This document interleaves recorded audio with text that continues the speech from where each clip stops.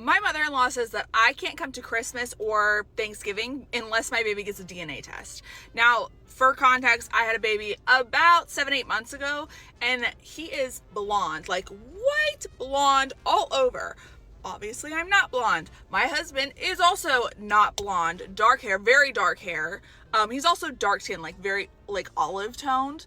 Obviously, I'm not. I have had many children in my family have blonde hair. But my mother-in-law seems to think that it's not possible that somebody in her family with like Greek, they have Greek in their bloodline. She's like, that's not possible that a child who's Greek would come out with blonde hair like that. She's convinced it's not my husband's baby. And she says that we, like me and the baby, cannot come to Christmas or Thanksgiving. And my husband says that he's going. He's going whether or not we're going. He's just not going to be there. He's like not going to show up to his baby's first Thanksgiving or Christmas unless we do a DNA test. He's just like, nah, I want to be with my mom. I want to be with my family. I'm like, I'm not doing a DNA test. Okay? I'm not going to do it because I don't need to. I know it's your baby.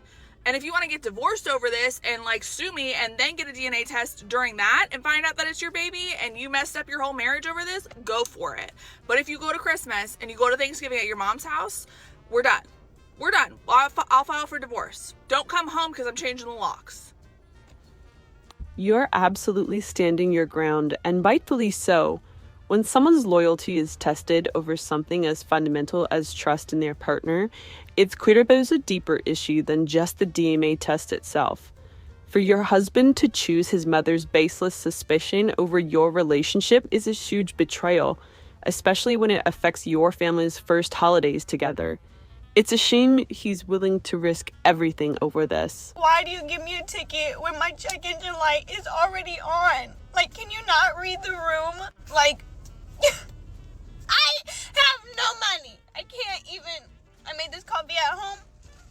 I'm out of milk and it's disgusting. Out of milk. Oat and 2%. Like, and then, the way sisters can hold a grudge, months. I'm done. I'm so done. It's 8 a.m. It's not even 8 a.m. yet. It's 7:29.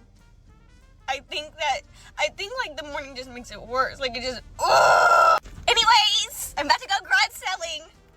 Wish me luck. I have no money. Literally, I have $35 that I can spend on garage selling. And that, you may think, if you have no money, why are you garage selling? Because I need to do something that makes me feel good because I've been laying and soaking in my room for 4 days all week. And I won't do it for another day. I'm going to enjoy my Friday morning because I don't go out in the nighttime. Yay! Starting the day with a ticket when you're already low on funds and sipping subpar coffee, it's like the universe just knows when to pile it on. Then hey, turning things around with a garage sale hunt is a vibe. Finding those little treasures can work wonders to shake off the gloom. Sometimes a small win is exactly what you need.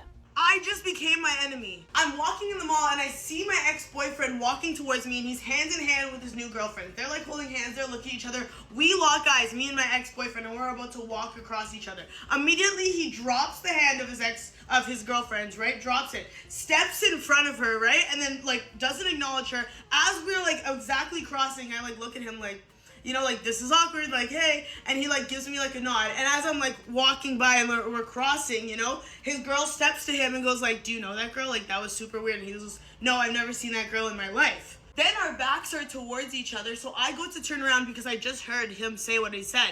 And she's already there looking back at me, staring at me. And when we lock eyes, I'm transported to 4 years ago to when I'm dating this guy and we're on a hike and we walk by these two girl best friends and they come up to us and they're like, hey, how are you? And he's like, oh, hey, I'm good. Stops completely acknowledging me. She comes up to me. She's like, oh, hey, how are you? I'm like, okay, good. Anyways, we walk away and I'm like, do you know that girl? And he's like, no, never seen that girl before in my life. Like, I'm just being nice, right?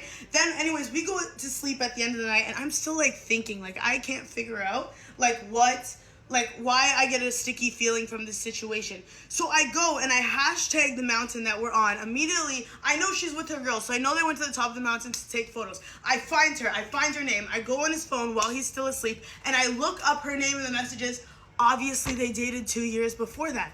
right? So when he wakes up and I'm like, yo, that girl from yesterday, like, she didn't look familiar to you, like, you don't know her, and he's like, no, and I'm like, so then why did I find this on your phone? And immediately, like, I'm crazy, like, whatever, and like, I stay with him, because if there's something staying with a narcissist for so long will do to you, it will make you completely lose your sanity. Like, you will not, like, have anything in your brain. So instead, I become obsessed with this girl, right? And I start stalking her for like the rest of the 3 months of the relationship, and I'm just like hating on this girl, looking at her socials every day, because like for some reason she's the enemy instead of my ex-boyfriend, who's like lied to me and broken all boundaries and barriers of my trust.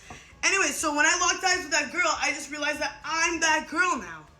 I'm that girl to her. It's wild how things come full circle. That moment of locking eyes with his new girlfriend, realizing you've become the person you once resented, it's like stepping into a parallel universe. It's such a surreal realization when you see that the cycle of deceit and denial he created is still spinning.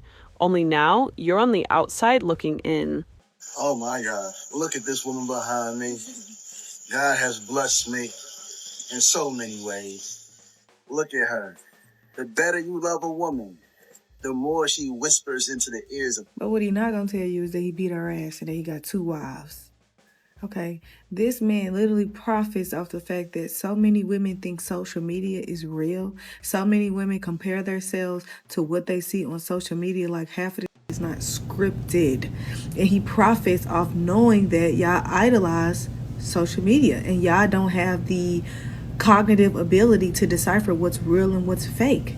This is their rebrand. Their rebrand is that he talks about how wonderful and amazing she is, and that is how he gets his money. 1, you can look up his domestic charges, 1. And 2, it was a ring video of her running for her life to the neighbor's door because she just got beat up so bad and she was scared for her life and she needed help. She needed to ring someone. They offered to pay the neighbor to delete the video. She said no. He or she. I don't know the gender of the neighbor, but they said no. I'm not deleting the video. And that's how everybody knows. Not even to mention the fact that all of your videos about what you do for her.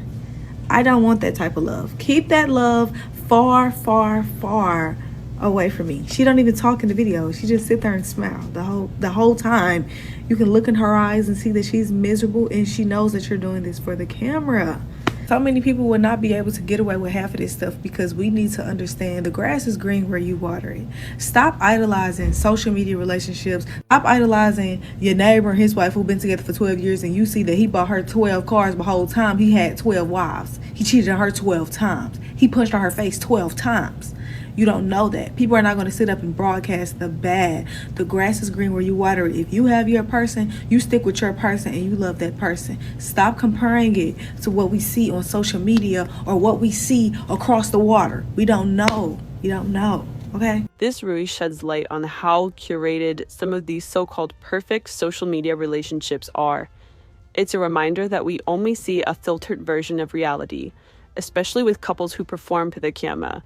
It's like we're being sold this fantasy, but behind the scenes, the truth can be incredibly dark. The bottom line, we need to stop comparing our lives to polished online facades and remember that real love isn't about showmanship, it's about what's genuine beyond the screen.